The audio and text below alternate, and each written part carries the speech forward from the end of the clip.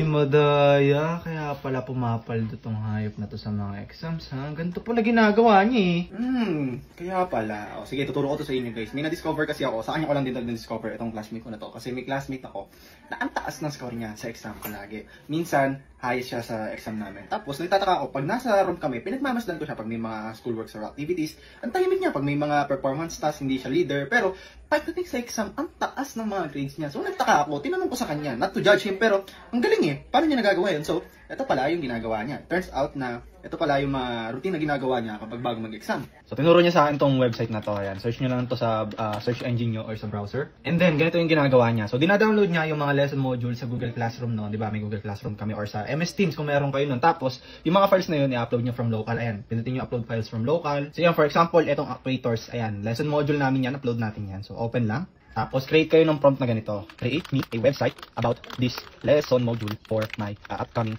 test. Include reviewer parts and graphic flashcards and educational related to this module.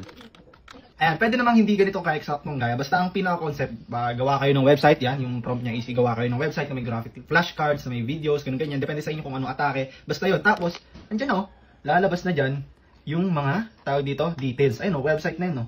And dito makikita nyo may videos from YouTube. Ang galing, di ba? Ginawa na ako niya ng website reviewer in just few minutes. Ayun o, meron pa dito tayo. May types ng mga actuators, hydraulic, yan, pneumatics, yan. Tapos reviewer quiz, ayun, may reviewer quiz pa nga. O, di ba ang galing? Mare-refresh talaga yung utak mo. Tapos mag-e-enjoy ka pa habang nag-aaral ka. Kasi pwede mo yung sagutan yan. Hindi natin alam, no? Hindi ko na alam yung mga tamang sagot. Example lang to. Pero pag sinabit mo yung quiz, makikita mo yung score. Ayun o, 1 out of 5 lang ako. Ang bobo, di ba?